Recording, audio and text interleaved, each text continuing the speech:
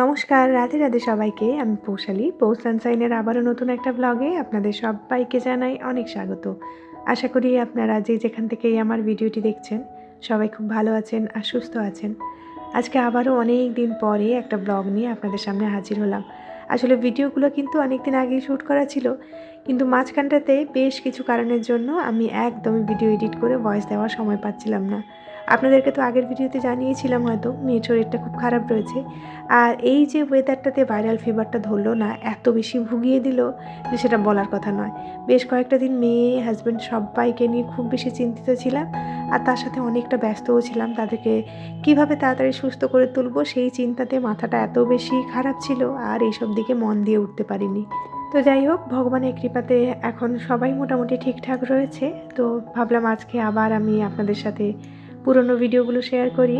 আর মাঝখানে যে কয়েকটা দিন বাড়িতে সবাই অসুস্থ ছিল না, আমি ভিডিও শ্যুট করে উঠতে পারিনি কোনো রকমভাবে। তো ভাবছি আবার নতুন করে আপনাদের সাথে আমার এই দিনগুলো ছোট ছোট ভিডিও শেয়ার করব আর কি। তো যাই হোক, এই দিনটাতে সকালবেলা উঠেই কিন্তু আমি রান্নাবান্না করতে লেগে পড়েছিলাম। মানে ওদিকে বাসি কাজকর্মগুলো সেরে আজকে একটুখানি ঘুগনি বানাচ্ছি। অনেক দিন হয়ে গিয়েছে ঘুগনি টুগনি বানানো হয় না। আসলে মেয়ে যবে থেকে স্কুলে যাচ্ছে না, সকালবেলা রুটিনটা একটু অন্যরকম থাকে। তো মেয়ের ছুটির দিনগুলোতে আমি চেষ্টা করি একটু অন্যরকমভাবে খাবার খাওয়ানোর জন্য সবাইকে।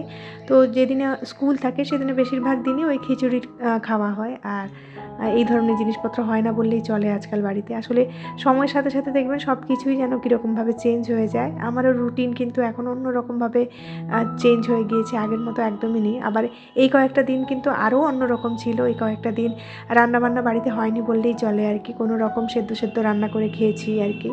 তো যাই হোক, কথা বলতে বলতে দেখুন আমি ঘুগনিটাও কিন্তু করে ফেললাম। আমার কিন্তু নিরামিষ ঘুগনি খেতে বেশ ভালো লাগে। আর আমি যেরকমভাবে ঘুগনি বানাই না, আমার হাতে ঘুগনি খেতে আমার হাজব্যান্ডও বেশ পছন্দ করে আর কি। তো আজকে সকালবেলা ঘুগনি দিয়ে মুড়ি খাওয়া হয়েছে। তার সাথে হাজব্যান্ডের পছন্দের একটা আমি রান্না করলাম এখানটায়। বেগুন পোড়া খেতে আমার হাজব্যান্ড খুব ভালোবাসে। আর এই পোড়া জাতীয় জিনিস না সচরাচর আমার বাড়িতে হয় না বললেই চলে। কারণ কোনোবার বার মিলছে না, বা কোনো দিন একাদশী পড়ে যাচ্ছে, কোনো দিন হয়তো পূর্ণিমা অমাবস্যা, এই করে করে না পোড়া টোড়া খুব একটা বেশি হয় না।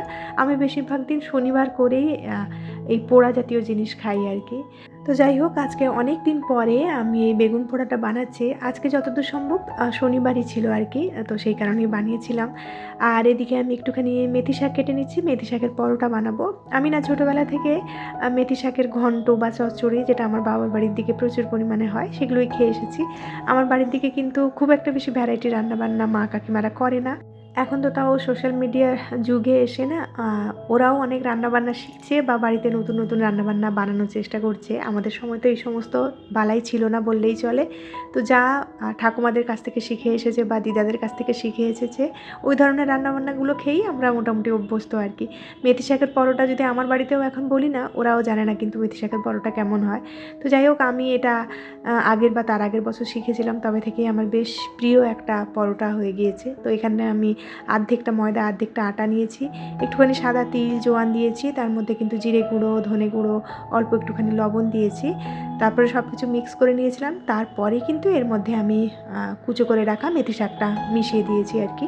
তারপরে ভালো করে মেখে নিয়েছিলাম। এর মধ্যে কিন্তু জল খুব একটা বেশি লাগে না, মেথি শাক থেকে যা জল বেরোয় সেটা দিয়েই হয়ে যায়। তবে আজকে শাকগুলো একটুখানি শুকনো শুকনো ছিল বলে আমাকে অল্প একটুখানি এর মধ্যে জল দিতে হয়েছে। তো জল দিয়ে ভালো করে মাখিয়ে একটা ডো তৈরি করে নিয়েছি। তারপরে ওপর থেকে একটু তেল ছড়িয়ে ওটাকে আমি রেস্টে দিয়ে দিলাম প্রায় 15 থেকে 20 মিনিটের জন্য। তারপরে এখানটায় আমি চলে এসেছি অনেক দিনের পেন্ডিং একটা কাজ করতে। এই ধরনের কাজগুলো করতে সত্যি আজকাল অনেক বেশি কষ্ট হয়। এখন না মনে হয় যে যত বেশি বয়স বাড়ছে তত বেশি সংসারে কিছু কিছু কাজের প্রতি না অনীহা চলে আসছে আর কি। এই কাজটা অনেক দিন ধরে ফেলে রেখেছিলাম। এখন না ফ্রিজের মধ্যে একটা বাজে স্মেলও দিচ্ছে দেখছি। এমনিতে আমার ফ্রিজের মধ্যে খুব একটা উল্টোপাল্টা জিনিস থাকে না, মিনিমাম জিনিসপত্র থাকে। তাও দুধ দইটা থাকে, তো সেই কারণে ফ্রিজটা মাঝে মধ্যে একটু ক্লিন করার দরকার পড়ে।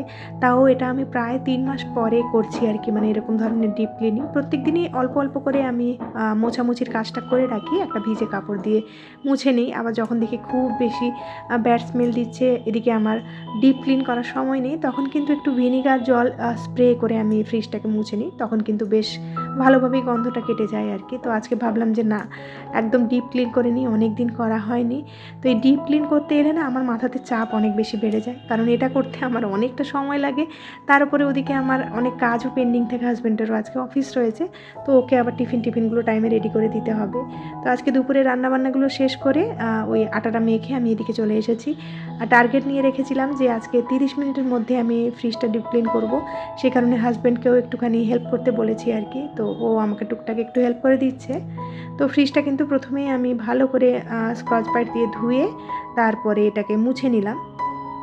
তারপরে এদিকে সমস্ত যে পার্টসগুলো রয়েছে সেগুলো নিয়ে চলে এসেছি। আর এখানটায় না আমার ডিটারজেন্টটা শেষ হয়ে গিয়েছে, ওই কৌটোর মধ্যে একটু জল দিয়ে মিক্স করে বের করে নিলাম আর কি। এরকম আমরা প্রত্যেকেই হয়তো করে থাকি। তো যাই হোক, এখানটা এগুলো পরিষ্কার করছি। আর তার সাথে না আপনাদের সাথে আরেকটা কথা আমি শেয়ার করি। কালকেই আমি সোশ্যাল মিডিয়াতে একটা আমেরিকার ঘটনা দেখলাম, এপস্টিন ফাইল বলে। আপনারা যারা এখনও অবধি দেখেননি তারা একবার গিয়ে গুগলে সার্চ করে এপস্টিন ফাইল বলে দেখতে পারেন। মানে পৃথিবীটা কতটা নৃশংস নির্মম হয়ে যাচ্ছে, যার কারণে এত বেশি ক্রাইম বেড়ে গিয়েছে। মানে ওগুলো দেখলে না যথারীতি গায়ে কাঁটা দেওয়ার মতো অবস্থা আর কি। মানে যে কটা ফাইল ছিল তার মধ্যে থেকে গুটি কয়েক ফাইল আমাদের চোখের সামনে এসেছে। সেটা দেখেই আমার মনে হচ্ছিল যে আমরা কোন পৃথিবীতে বাস করছি, বা আমাদের মেয়েদের সিকিউরিটি কতটা রয়েছে এই কলিযুগে দাঁড়িয়ে। সত্যি কথা, আমাদের সিকিউরিটি নেই বললেই চলে আর কি। একমাত্র একজনই রয়েছেন যে আমাদেরকে রক্ষা করতে পারেন, উনার কাছে ছাড়া কিন্তু আর কোথাও আমাদের গিয়ে পরিত্রাণ নেই আর কি। সব কিছুতেই যেন বড্ড বেশি মানে অস্থিরতা রয়েছে। আমরা যারা ইন্ডিয়াতে থাকি না তারা বেশিরভাগ সময় বিদেশের লাইফস্টাইল দেখে খুব আনন্দ বোধ করি যে তারা কত ভালো আছে ভালো আছে, কিন্তু আসলে ওদেরও দিকটা যদি আমরা ভালোভাবে খতিয়ে দেখি না, ওদের দিকে আরও বেশি ক্রাইম রয়েছে। তাও তো ইন্ডিয়ার মানুষজনের মধ্যে এখনও কিছুটা মনুষ্যত্ব বলতে রয়েছে আর কি কিছুজন মানুষের মধ্যে। ওদিকে তো যেন সব কিছু হারিয়ে গিয়েছে। এত বেশি নৃশংস নির্মম মানুষ কী করে হতে পারে? আমি ভিডিওগুলো বারবার দেখছিলাম আর ভাবছিলাম যে কী করে একটা মানুষ হতে পারে এরকম আর কি। তো যাই হোক, ওই নিউজগুলো না বেশিক্ষণ দেখাও যায় না, দেখে বড্ড বেশি অস্থির হয়েছিলাম কাল থেকে। তো দেখলাম যে না, ওগুলো দেখে আমার ডেলি লাইফ একদম ব্যতিব্যস্ত করে লাভ নেই। এমনিতেও বেশ কয়েকটা দিন অনেক চিন্তার মধ্যে ছিলাম। তো যাই হোক, এখন সেসব ভুলে গিয়ে আবার নতুন করে কাজে মন দিয়েছি আর কি। তো দেখুন, কথা বলতে বলতে আমার ফ্রিজটাও ভালোভাবে ক্লিন হয়ে গিয়েছে।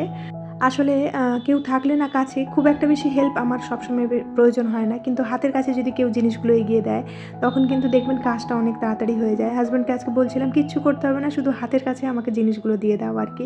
তো ওটাই করছিল, হাতের কাছে জিনিসগুলো দিয়ে দিতে সত্যিই কিন্তু খুব তাড়াতাড়ি কাজগুলো সেরে ফেললাম। আর হাজব্যান্ড যখন কাজ করছিল না, আমার মেয়েও খুব আনন্দ পাচ্ছিল, ও আমাকে হাতের কাছে বয়ে বয়ে জিনিসগুলো দিচ্ছিল আর কি।